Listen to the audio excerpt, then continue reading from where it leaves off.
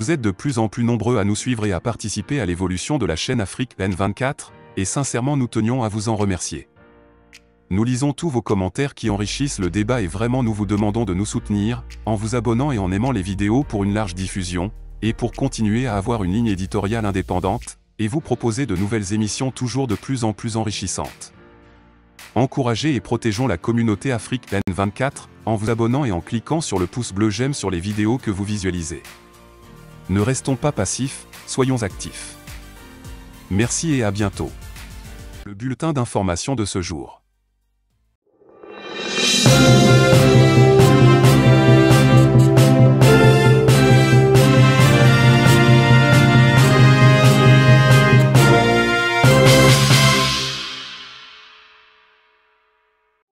Sommet du G20 Voix du Sud.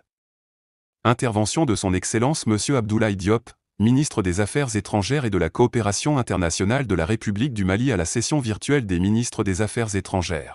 Monsieur le ministre des Affaires étrangères de l'Inde, distingués collègues, je félicite l'Inde pour son accession à la présidence du G20 et cette heureuse initiative visant à entendre la voix des pays du Sud.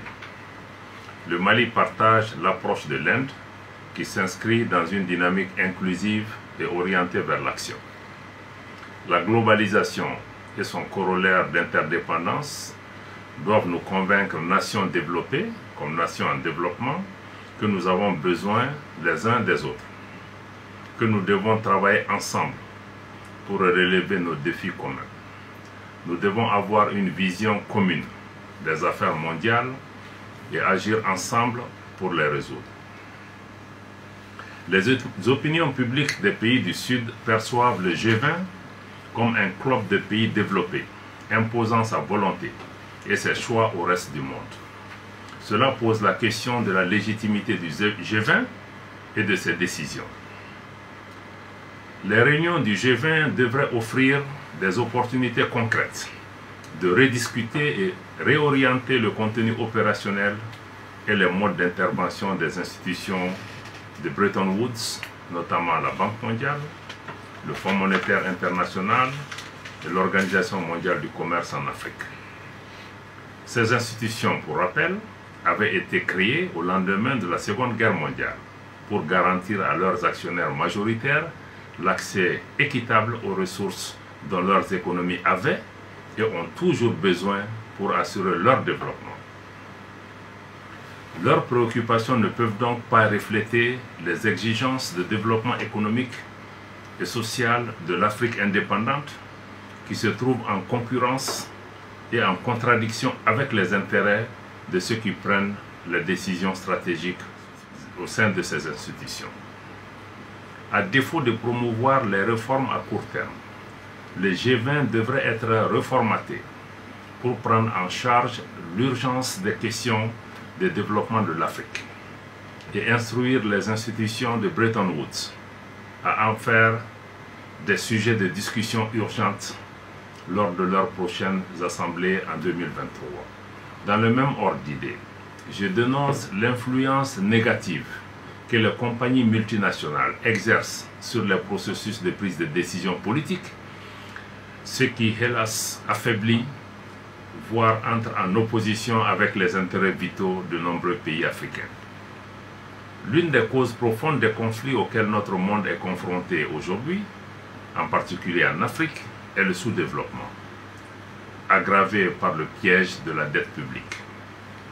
En effet, l'Afrique est tombée dans le piège de la dette publique depuis plus de 40 ans, ce qui la soumet au diktat des institutions multilatérales et de la coopération bilatérale des pays du G20 qui imposent la conduite à tenir en matière de dépenses publiques sous peine de couper l'accès à leurs ressources.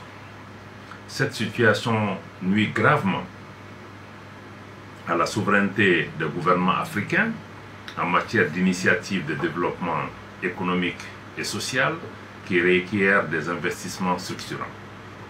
C'est pourquoi nous souhaitons que le G20 se penche sur cette grave question et propose des solutions pour briser rapidement cette spirale néfaste, pour permettre aux Africains de reprendre la main en matière de développement économique et social, y compris en termes de financement long terme. J'ai espoir de voir l'Inde inscrire à l'agenda de sa présidence les questions de la sécurité alimentaire et énergétique, du financement du climat, de l'allègement et de l'annulation de la dette, des transports, de l'industrie et des infrastructures, et enfin la question des services sociaux de base comme la santé et l'éducation. S'agissant de la situation particulière de mon pays, le Mali, et de la situation de manière générale dans la région du Sahel, il faut rappeler que depuis l'intervention militaire occidentale en Libye en 2011, le Mali et plusieurs pays du Sahel et de cette région sont confrontés au terrorisme et à la criminalité transfrontalière organisée. Les défis sécuritaires du Mali sont intimement liés à la problématique de l'accès et du contrôle des ressources pour assurer un développement inclusif et offrir des alternatives crédibles aux populations démunies et désespérées qui sont tentées par des aventures armées. Si les partenaires du G20 ne saisissent pas le caractère urgent de ce problème, la sauvegarde des intérêts vitaux du Mali lui commande d'initier toute possibilité de partenariat économique, commercial et financier qui lui permettrait de faire face à ce défi. Ce problème étant général pour les pays africains, la paix et la stabilité sociale dans le monde commandent de prendre cette urgence au sérieux et de l'inscrire à l'agenda des travaux préparatoires des réunions du G20. Pour conclure, et tenant compte de cette approche, j'insiste sur l'importance pour le G20 de respecter la souveraineté des pays, leur intégrité territoriale, mais aussi de respecter les choix des partenaires opérés par les pays pour leur propre développement. Merci beaucoup. Vous êtes de plus en plus nombreux à nous suivre sur Afrique N24, et vraiment nous tenions à vous en remercier. Nous lisons tous vos commentaires qui enrichissent le débat et vraiment nous vous demandons de nous soutenir pour continuer à avoir cette ligne éditoriale indépendante, et vous proposer des émissions toujours de plus en plus enrichissantes. Merci et à bientôt. Likez la vidéo si ce n'est pas déjà fait.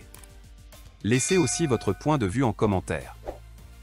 Abonnez-vous et cliquez aussi sur la petite cloche de notification pour ne rien rater de nos prochaines vidéos. N'oubliez pas de partager aussi la vidéo et de la liker.